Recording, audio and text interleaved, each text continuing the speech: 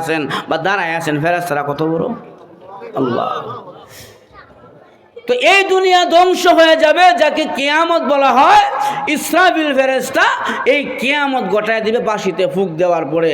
তো আল্লাহর নবী সাল্লাল্লাহু আলাইহি সাল্লামকে জিবরাইল বলেন, নবী গো, আপনি কিয়ামত সম্পর্কে বলেন। আল্লাহর নবী কই, কিয়ামত সম্পর্কে আমাকে যিনি প্রশ্ন করেছে, উনি আমার সাথে বেশি ভালো জানে, অর্থাৎ জিবরাইল আপনি ভালো জানেন। তো জিবরাইল আলাইহিস সালাম উনি বললেন, ওগো নবীজি, কিয়ামত সম্পর্কে একমাত্র আল্লাহ ভালো জানে। কবে আল্লাহ দুনিয়া ধ্বংস করবে এটা আল্লাহর এলেমে আছে, দুনিয়ার কেউ জানে না। 5টি এলেম দুনিয়াতে এমন আছে যে এলেম সম্পর্কে দুনিয়ার কেউ জানে না, নবী জানে না, গাউস কুতুব আবদাল ফকির দরবেশ যত বড় আল্লাহওয়ালা হোক না কেন, 5টি এলেম সম্পর্কে তারা বেখবর, দুনিয়ার কেউ জানে না। তার মধ্যে প্রথম নম্বরে হলো কিয়ামত কবে কখন হবে, দুনিয়া আল্লাহ কোন দিন ধ্বংস করবে দুনিয়ার কেউ জানে না। কদ যা আশরাতুহা, আল্লাহর পক্ষ থেকে নবীকে শর্ত জানায় দিছে, শুক্রবার দিন ভূমিকম্পটা হইব, ওই মুহররম মাসের 10 তারিখ হবে আসরের নামাজের পরে। কোন সালে কোন হিজরিতে হবে এটা একমাত্র আল্লাহ মালুম, পৃথিবীর কেউ। তো আল্লাহর নবী যখন মেরাজে যাবে, তখন মেরাজে ভ্রমণে ওঠার সময় দেখে বিশাল আকার এক ফেরেশতা। আল্লাহর নবী জিবরাইলকে বলছেন, জিবরাইল মান হাজা, উনি কে? জিবরাইল কয়, হাজা ইসরাফিল। উনি বলেন, ইসরাফিল ফেরেশতা, যিনি তামাম দুনিয়াকে একটা ফুৎকারের মাধ্যমে সব পাগল করে দিবে, এই ফেরেশতা। আল্লাহর নবী কয়, তাহলে ফেরেশতারা জিজ্ঞাসা করে দেখি, হ্যাঁ যেহেতু ধ্বংস করব দুনিয়া, এই বেচারা জানে কিনা কিয়ামত কবে হবে। তো আল্লাহর নবী ফেরেশতা যে ইসরাফিলকে সালাম দিছে, আসসালামু আলাইকুম ইয়া ইসরাফিল। সালামের জবাব দিব দূরের কথা, নবীর দিকে ভালো করে চায়ও না। দ্বিতীয়বার সালাম দিছে, আসসালামু আলাইকুম ইয়া ইসরাফিল। সালামের জবাবও নাই, চায়ও না। 3 নম্বরে সালাম দিছে, আসসালামু আলাইকুম ইয়া ইসরাফিল। জবাবও নাই, চায়ও না। আল্লাহর নবী বিশ্ব নবী রাহমাতুল লিল আলামিন বলেন, ইসরাফিল, এই ভ্রমণে আমি নবী আসি নাই, আল্লাহ আমাকে দাওয়াত দিয়া এনেছেন। কেউ কাউকে দাওয়াত দিয়া আনলাম, রাত থাকলে রাগ দেখায় না মেহমানের সাথে। ইসরাফিল রে, আল্লাহ আমাকে ভ্রমণে দাওয়াত দিয়া এনেছেন। আল্লাহ আমাকে দাওয়াত দিয়া এনে তোমাকে তামাম দুনিয়া ধ্বংস করার জন্য আল্লাহ হুকুম দিবেন না, অতএব তুমি আমার সালামের জবাব দিতে পারো। ইসরাফিল আলাইহিস সালাতু ওয়াস সালাম মুখের সিংহাটা সরাইয়া আল্লাহর নবী নবী রাহমাতুল লিল আলামিন কে বলে, ওয়া আলাইকুমুস সালাম ইয়া রাসূলুল্লাহ ইয়া হাবিবাল্লাহ। আল্লাহর নবী গো, আপনার প্রথম সালামে আমি শুনেছি, কিন্তু জবাব না দেওয়ার কারণ হইল আল্লাহ আমাকে বলছে, ইসরাফিল রে, মুখে সিংহা লাগায়া দাঁড়ায় থাকবা, আমি আল্লাহ যখন হুকুম দিব সিংহার মধ্যে ফুৎকার লাগাইবা। আমি যদি আপনার সালামের জবাব দেই আর আল্লাহ যদি আমাকে বলে, ইসরাফিল রে, বাঁশি বাজায়া দাও, আল্লাহর হুকুমটা পালন করতে আমার ভিতরে গাফলত চলে আসবে, এই জন্য আপনার সালামের জবাব দিতে পারি না। তাহলে বোঝা গেল ইসরাফিল ফেরেশতাও জানে না পৃথিবী কবে ধ্বংস হবে। আর এখন আল্লাহর নবী বিশ্ব নবী রাহমাতুল লিল আলামিন উনিও জানেন না এই পৃথিবী আল্লাহ কবে ধ্বংস করে দিবে। তবে পৃথিবীটা যখন আল্লাহ ধ্বংস করবে, ধ্বংস করার প্রথম নম্বরে আল্লাহ ভূমিকম্প দিবে। আল্লাহর নবীও জানেন না এই ভূমিকম্পটা কবে হবে। তবে নবীজিকে হাদিসের মধ্যে জানা দেওয়া হয়েছে, ওগো নবীজি, কিয়ামতের আগে অধিক পরিমাণ ভূমিকম্প হবে। যখন নাকি বেশি পরিমাণ ভূমিকম্প জমিনের মধ্যে হবে, তখন যখন আপনি মনে করবেন কিয়ামত মনে হয় আর বেশি দূরে নয়, তখন কিয়ামত কাছাকাছি মনে হবে। আল্লাহর নবী বিশ্ব নবী রাহমাতুল লিল আলামিন বললেন, উম্মতেরা রে, এই জমিনের মধ্যে ভূমিকম্প হওয়ার কারণ আছে, এই জমিনের মধ্যে জমিন মারার কারণ আছে। আল্লাহর এই পবিত্র জমিন, এই পবিত্র জমিনের মধ্যে যখন গুনাহ বেশি হয়ে যায়, জমিন বরদাস্ত করতে পারে না, তখন জমিন একটা নারা দিয়া গুনাহগার বান্দাদেরকে সতর্ক করে, বান্দারে গুনাহ বেশি হয়ে গেছে, তাড়াতাড়ি তওবা করে মসজিদে ঢুকো, আর না হইলে জমিন কিন্তু ভূমিকম্প দিয়া ধ্বংস করে ফেলবি। এজন্য আমার ভাইয়ারাম, এই জমিনে যখন ভূমিকম্প হয় তখন আল্লাহর নবী বললেন ভূমিকম্প হওয়ার কারণ হলো জমিনের মধ্যে গুনাহ যখন বেড়ে যাবে। আজকে আপনারা বলেন তো, জমিনের মধ্যে গুনাহ খাতা আছে না নাই? আরো জোরে গান। আল্লাহর নবী বিশ্ব নবী রাহমাতুল লিল আলামিন বলেন, উম্মতেরা রে, যখন নাকি এমন কিছু গুনাহ জারি হয়ে যাবে যেই গুনাহগুলোর কারণে আসমান থেকে শিলাবৃষ্টি হবে, জমিনের মধ্যে জালজালা শুরু হবে, জমিনের মধ্যে জালজালা শুরু করে দিবে।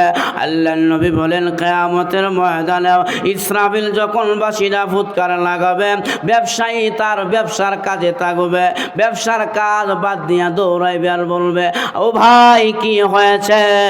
এইভাবে জমিন কেন নড়াচড়া করে? জমিন কেন নড়াচড়া করে? ভাই কি হয়েছে, কি হয়েছে? আজকে যে সকালবেলা ভূমিকম্প হইল, ভূমিকম্পের সময় আমি ঘুমাইতেছিলাম, কারণ গতকালকে প্রোগ্রাম ছিল ঈশ্বরগঞ্জ, রাতের 4টার সময় আসছি, ফজরের নামাজের পরে ঘুমাইতে পারি নাই। যখন আমি ঘুমে গেলাম, হঠাৎ করে 10:40 কে জানি বাসার ভিতরে আওয়াজ দেয়, ভূমিকম্প হয়েছে, বিল্ডিং ভেঙে পড়ে যাচ্ছে, এই বলে আওয়াজ দেয়, চিল্লায়। আমার বউ, আমার বাচ্চা আমাকে ঘরে রাখিয়া তারা নিজে নিজে বের হয়ে গেছে, আমি ঘরের ভিতরে ঘুমাচ্ছি, তারা বের হয়ে গেছে, কারণ চাচা যার যার জান বাঁচা।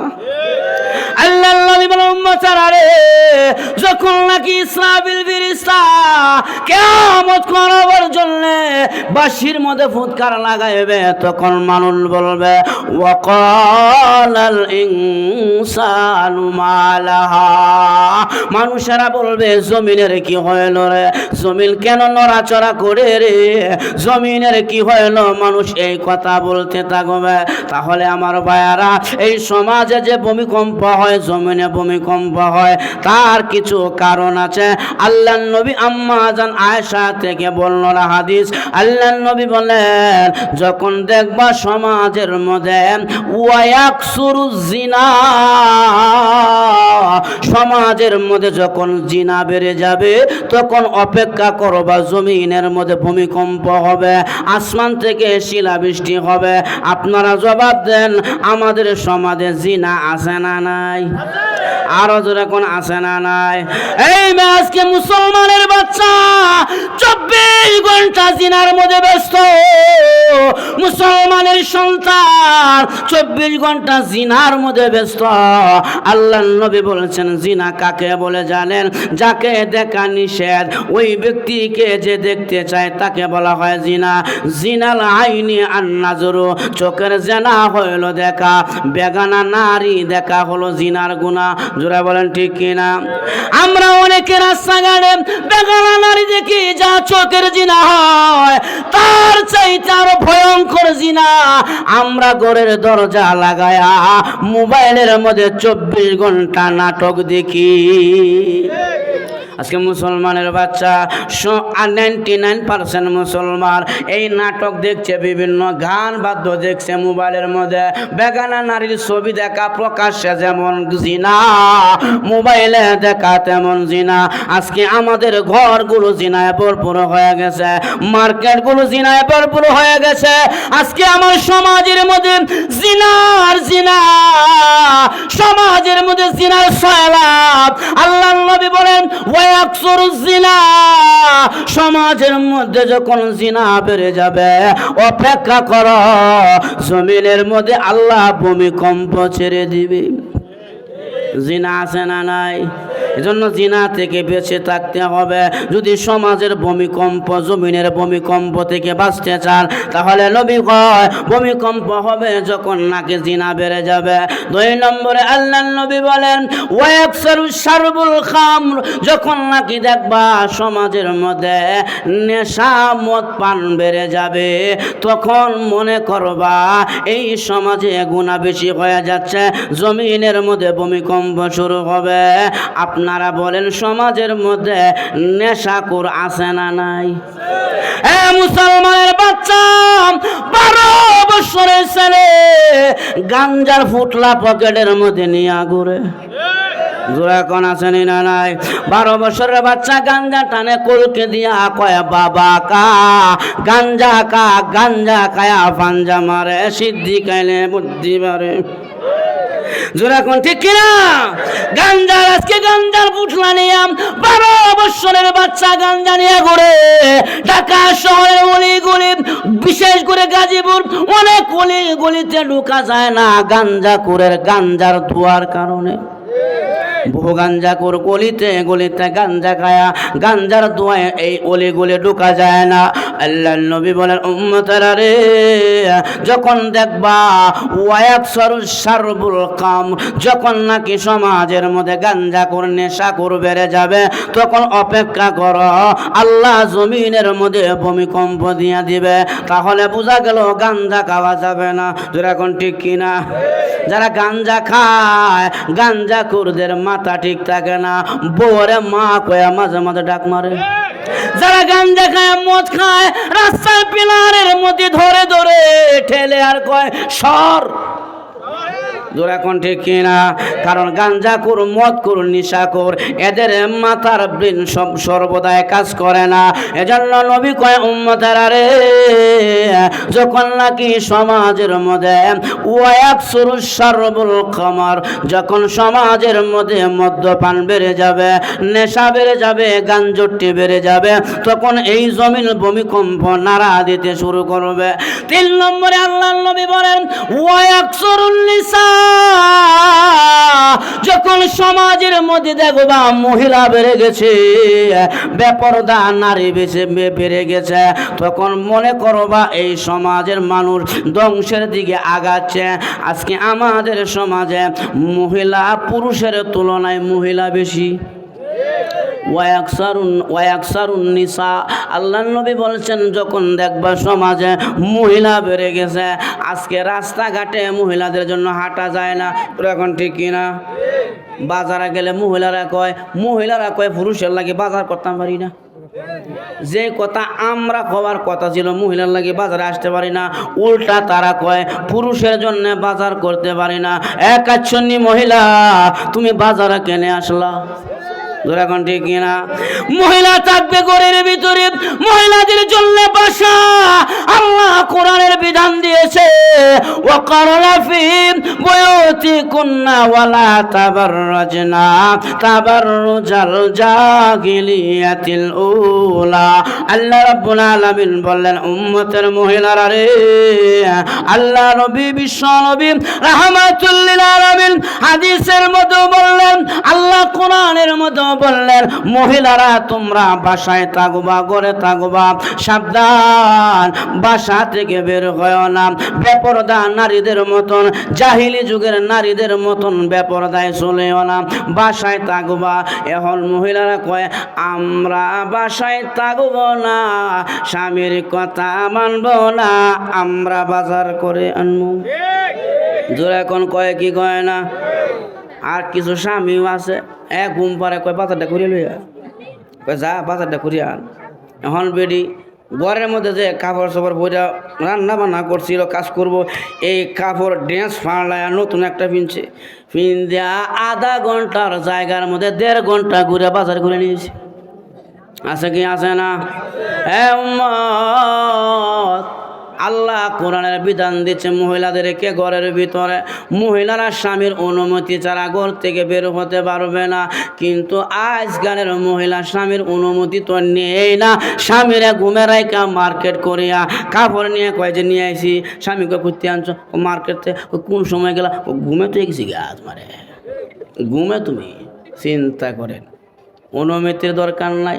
অথচ আল্লাহ নবী বলেছেন স্বামীর অনুমতি ছাড়া ফকিররা ভিক্ষা দেওয়া নিষেধ, স্বামীর অনুমতি ছাড়া মহিলার নফল রোজা রাখা নিষেধ। যেরকম ঠিক কিনা?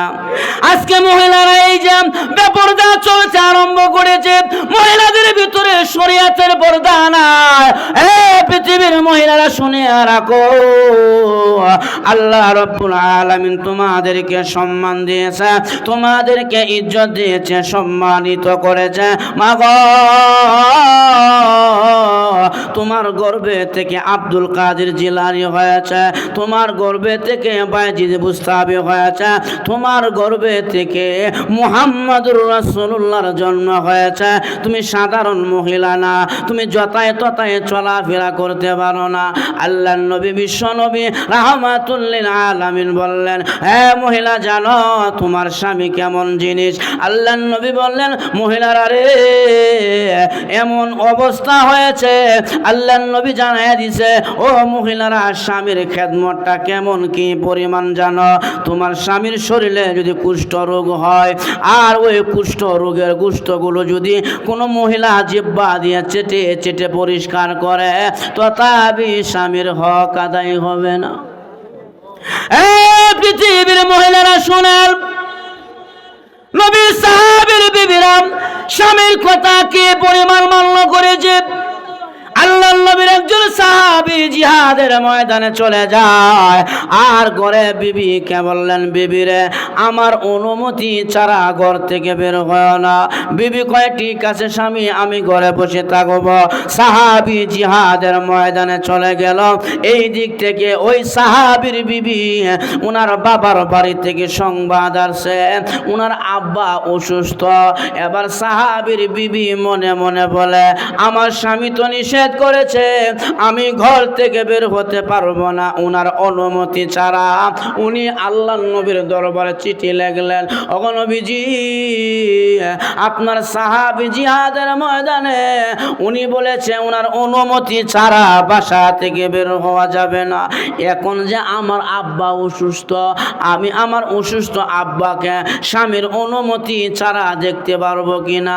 আল্লাহ নবী চিঠির জবাব লিখলেন, কখনো সম্ভব নয়, তোমার স্বামী অনুমতি না দিলে তোমার অসুস্থ বাবাকে দেখার পারমিশন আমি নবী দিতে পারি না। স্বামীর অনুমতি না, দেখেন কত কঠিন, কত কার্যকর। দ্বিতীয়বার চিঠি আসছে মহিলার বাবার বাড়ি থেকে, বাবা খুব অসুস্থ, নবীর কাছে চিঠি লিখলেন, নবী অনুমতি দেয় না। 3 নম্বর চিঠি আসছে, নবী গো, আমার অসুস্থ বাবা বিছানায় পড়ে দুনিয়া থেকে বিদায়। ওগো নবীজি, আমার অসুস্থ বাবা দুনিয়া থেকে বিদায় হয়েছে। এখন আপনি বলেন, আমার স্বামীর অনুমতি ছাড়া আমার মরা বাবাকে দেখা আমি পারবো কিনা? আমার স্বামীর অনুমতি ছাড়া বাবার বাড়ি যাইতে পারবো কিনা? আল্লাহ নবী চিঠির জবাবে লেখছে, মহিলা রে, তোমার জন্য 2টি অফার। 1 নম্বরে অফার হইল, তুমি যদি তোমার স্বামীর কথা মতে বাসায় থাকো, আমি নবীজি তোমার বাবার জানাজায় যাব। 2 নম্বরে, তুমি যদি তোমার স্বামীর কথা মতো বাসায় অবস্থান করো, আমি নবীজি তোমার বাবার জানাজার নামাজের ইমামতি করব। এখন মহিলা এই জবাব পাইয়া বলে, আলহামদুলিল্লাহ নবী গো, আমি গেলে হয়তো আমার বাবাকে দেখব, এর সাইটে বেশি কিছু করতে পারবো না, কিন্তু আপনি নবী যদি আমার বাবার জানাজার নামাজের ইমাম হন, আমার বাবা নিঃসন্দেহ আল্লাহর জান্নাতে চলে যাইবে। এই যে কোরআনের আলো, হাদিসের আলো,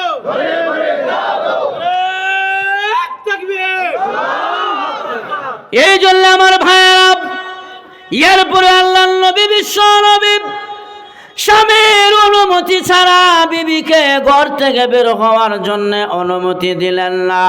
তাহলে স্বামীর হকটা বেশি না কম? অনেক বেশি। মহিলারা জানে না, না জানার কারণে উল্টা পাল্টা করে। মহিলারে, তোমার জান্নাত হলো স্বামীর কদমের নিচে।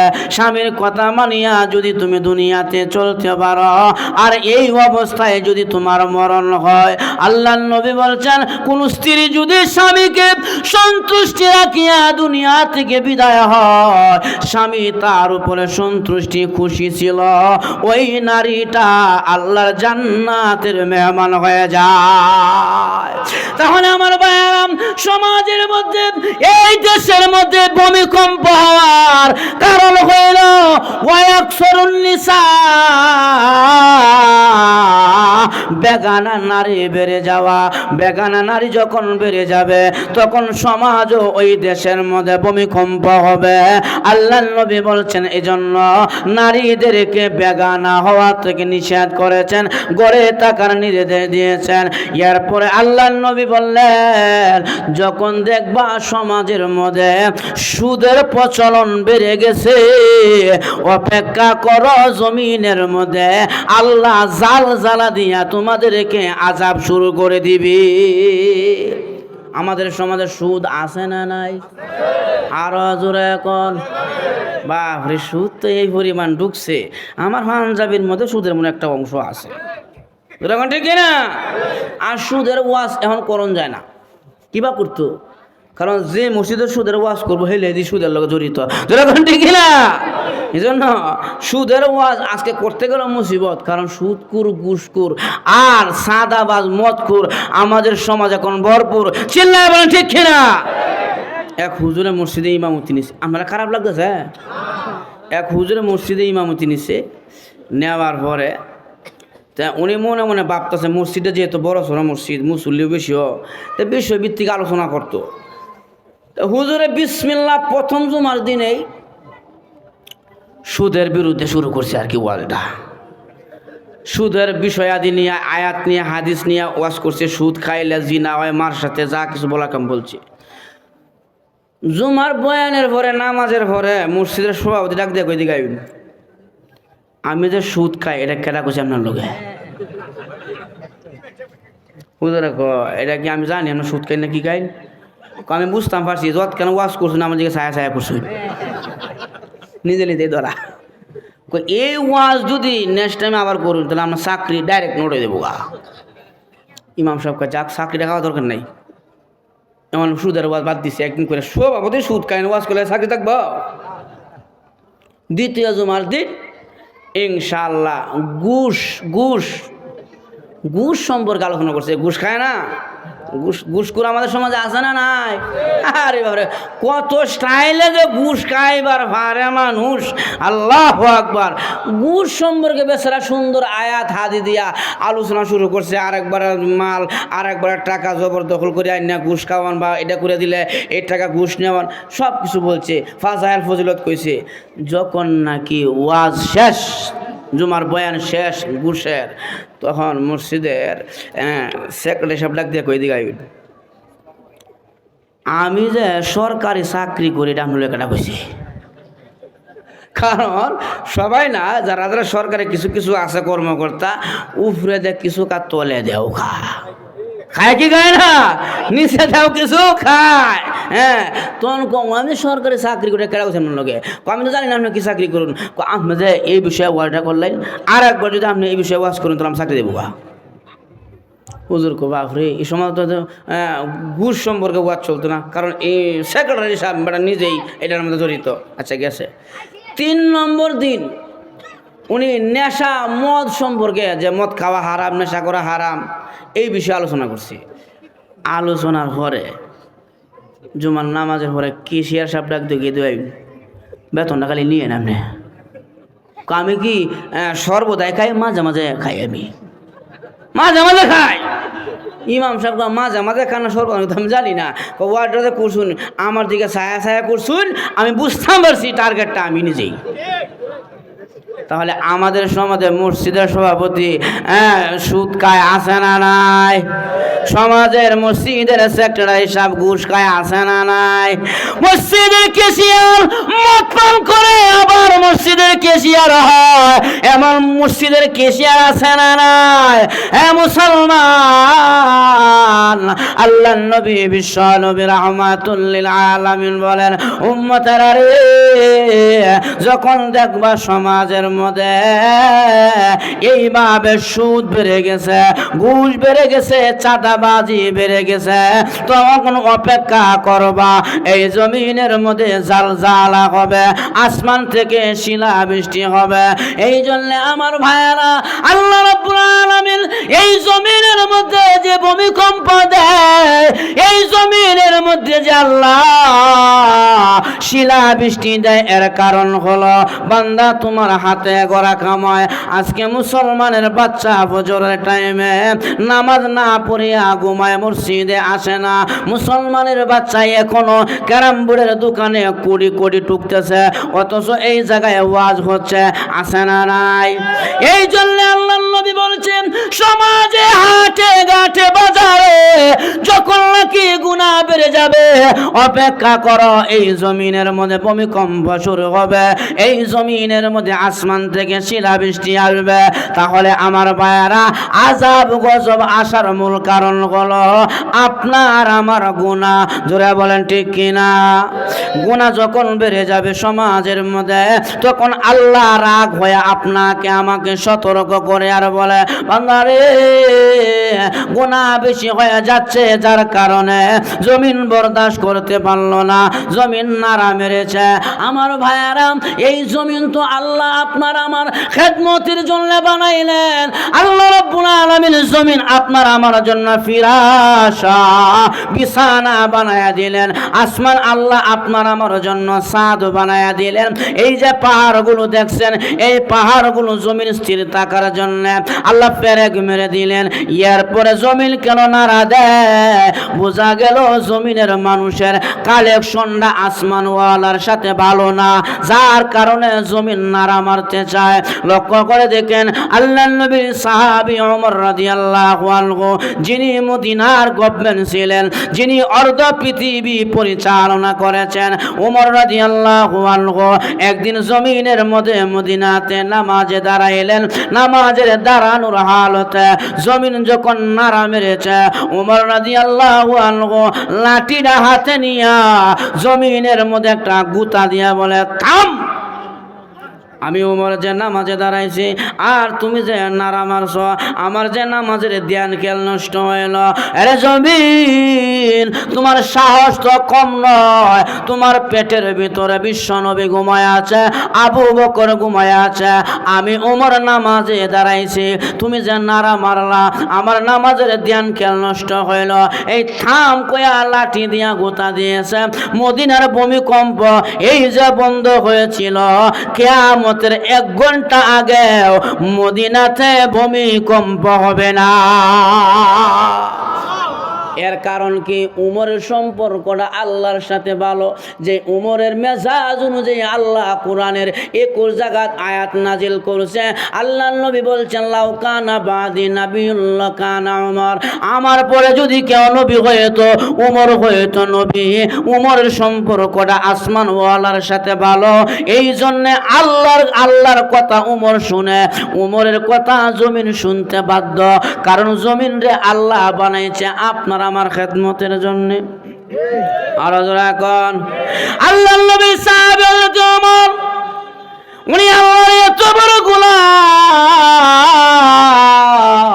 উনার শাসন আমলে যখন নাকি আমর ইবনুল আস রাদিয়াল্লাহু আনহুকে ওমর রাদিয়াল্লাহু আনহু একটি এলাকার গভর্নমেন্ট বানায় পাঠাইলেন, যা ওই এলাকাটা তুমি দেখবা মন্ত্রী বানায় পাঠাইছে।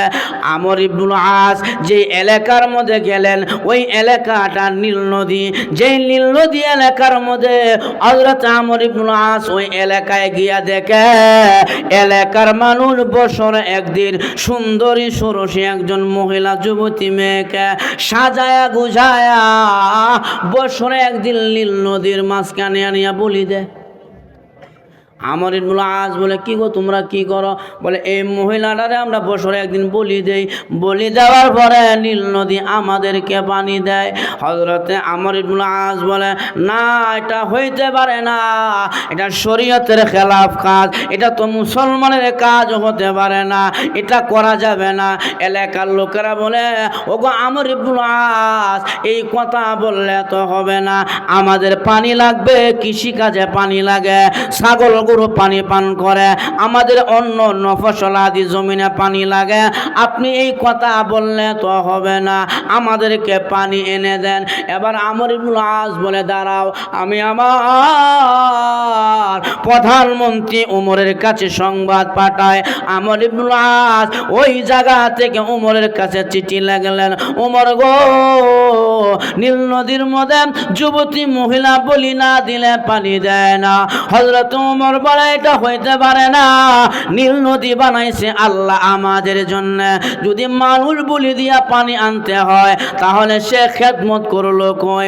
এবার উমর রাদিয়াল্লাহু আনহু বিসমিল্লাহ লিখিয়া, বিসমিল্লাহির রহমানির রহিম, মিরজাল ইবনে উমর ইলা বাহরিন নীল, উমর রাদিয়াল্লাহু আনহু বাহরে নীলের কাছে চিঠি লিখলেন আর বললেন, রে বাহরে নীল, আমি উমর চিঠিটা পাওয়ার পরে যদি পানি না দাও তাহলে তোমাকে আজীবনের জন্য বরট করে দিব, তোমাকে এমন রাখবো না। উমর রাদিয়াল্লাহু আনহুর চিঠিটা আমর ইবনুল আস নিজের হাতে নিয়ে নীল নদীর মাঝখানে ছেড়ে দিলেন। চিঠিটা ছাড়তে দেরি হয়, উমরের চিঠি পাইয়া নীল নদী পানি দিতে একটি মুহূর্ত দেরি করে নাই। আমর ইবনুল আস বলে, চলে যাবো 2 মিনিট সময় দিলে। আমার তো শেষ, এই 10টায় যে আমরা একটু রেস্ট করেন, আমার শেষ না 10টা পর্যন্ত। আস্তে আস্তে আপনি আলোচনা করেন, পরে উনি একটু কথা বলবেন। হ্যাঁ,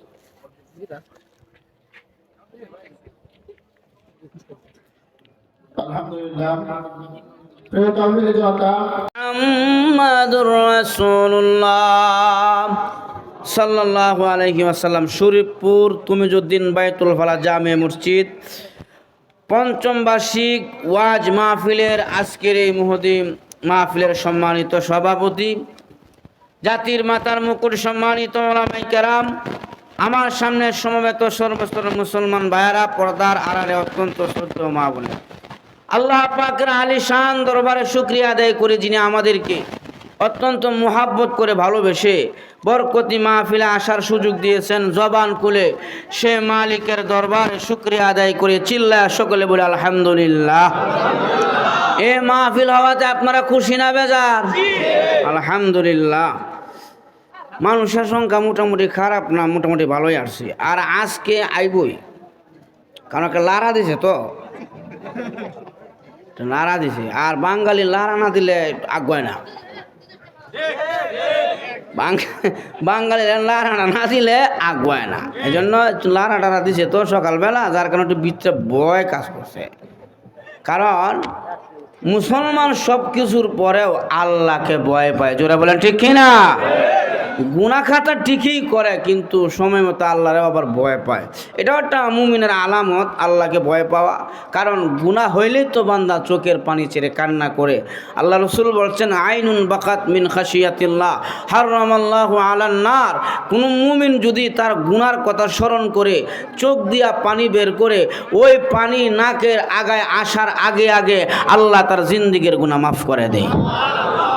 আর ওই ব্যক্তির জন্য হারামাল্লাহু আলান নার, আল্লাহর জাহান্নাম আল্লাহ তাআলা হারাম করে দেয়। অতএব কোনো বান্দা যদি সেই বয়েও এসে থাকে, এটাও হয়তো আল্লাহ অন্তর্যামী, আল্লাহ অন্তরের খবর জানেন, আল্লাহ তাআলা হয়তো বলে এই উসিলায় মাফ করে দিবেন। যারা বলেন ঠিক কিনা? এজন্য বয়াও ইনশাল্লাহ অনেকে আসছে। আর বাংলাদেশ এখন স্বাধীনতার পরে যে একটা অবস্থা, আলহামদুলিল্লাহ দেশের অবস্থা ভালো, যারা বলেন ঠিক কিনা? কারণ উল্টা পাল্টা করলে কেবল ফাঁসির রায়টা হইছে, আর একটু উল্টা পাল্টা করলে কার্যকর হয়ে যাবো, যারা বলেন ঠিক কিনা? এই জাতিকে ফাঁসির রায় শুনায়া সান্ত্বনা দিলে সান্ত্বনা মনে নিতে পারবো না, যতক্ষণ পর্যন্ত না জ্বলবো, না জ্বলাইতে হবে, যারা বলেন ঠিক কিনা?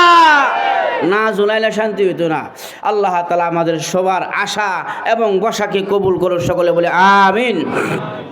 আমার ভাইরা, আমি আপনাদের সামনে আল্লাহর কালামের সূরা জিলজাল থেকে প্রথম কয়েকখানা আয়াতে কারিমা তেলাওয়াত করেছি। আল্লাহ তাআলা এই আয়াতের মধ্যে বলেন, ইজা জুলজিলাতিল আরদু জিলজালাহা, যখন নাকি জমিন তার জালজালা শুরু করে দিবে। আল্লাহ তাআলা এই পৃথিবীকে এত সুন্দর করে আল্লাহ সৃষ্টি করেছেন। এই পৃথিবীকে আল্লাহ তাআলা একদিন কিন্তু আবার ভেঙে খান খান করে ফেলবেন। যেমন সুন্দর করে আল্লাহ সৃষ্টি করেছেন, এমন একদিন আসবে এই পৃথিবীর কিছুই থাকবে না, আল্লাহ ভেঙে সব চুরমার করে দিবে, সব ধ্বংস হয়ে যাবে। আল্লাহ তাআলা সব ধ্বংস করে দিবেন। আল্লাহ কোরআনে বলছেন, কুল্লু মান আলাইহা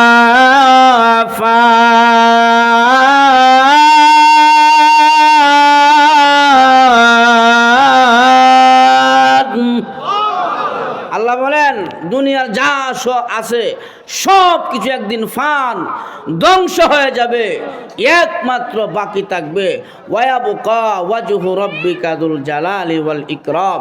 আল্লাহ রাব্বুল আলামিন উনি থাকবেন, আর দুনিয়াতে যা কিছু আল্লাহ বানাইছেন সাজাইছেন সব একদিন ধ্বংস হয়ে যাবে। তো আল্লাহ যে ধ্বংস করবে, ওই ধ্বংস করার শুরুটা আল্লাহ তাআলা জমিনের মধ্যে ভূমিকম্প দিয়ে শুরু করবে। আল্লাহ যে ধ্বংসটা করবে, এই ধ্বংসটা শুরু হবে ভূমিকম্পের মাধ্যমে।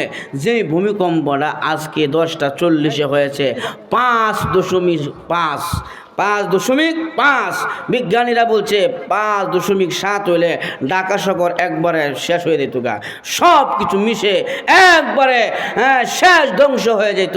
কিন্তু আল্লাহ তাআলা আমাদেরকে হেফাজত করেছেন, আলহামদুলিল্লাহ। আল্লাহ তাআলা এই দুনিয়াকে যখন ধ্বংস করবে, তো ধ্বংস করার প্রথম যে বিষয়টা আল্লাহ তাআলা ধ্বংস করবেন, সেটা হলো ভূমিকম্পের মাধ্যমে আল্লাহ দুনিয়াকে ধ্বংস করবে। ভূমিকম্পটা কখন হবে? এই পৃথিবীকে ধ্বংস করে দেওয়ার জন্য একজন ফেরেশতার হাতে আল্লাহ একটা বাঁশি দিছে। কি দিছে? বাঁশি। এটাকে বলা হয় ইসরাফিল ফেরেশতার হাতে আল্লাহ একটা বাঁশি দিয়ে রাখছে, যেই বেড়া ফুক দিয়া তামাম দুনিয়া ধ্বংস করব। নাম কি ফেরেশতার? ইসরাফিল। এই তামাম দুনিয়া যদি গোলাকার করিয়া ইসরাফিলের বাঁশির ভিতরে দেয়া দেয়, এর পরেও তামাম দুনিয়া কয়েকবার আইব আর যাইব, এত পরিমাণ বাঁশি ইসরাফিলের মুখের মধ্যে, ইসরাফিল মুখে লাগাইয়া বসে আছে। আচ্ছা বলেন তো দেখি, বাঁশিটা যদি এই পরিমাণ বড় হয়, তাহলে যিনি বাঁশি মুখে লাগাইয়া বসে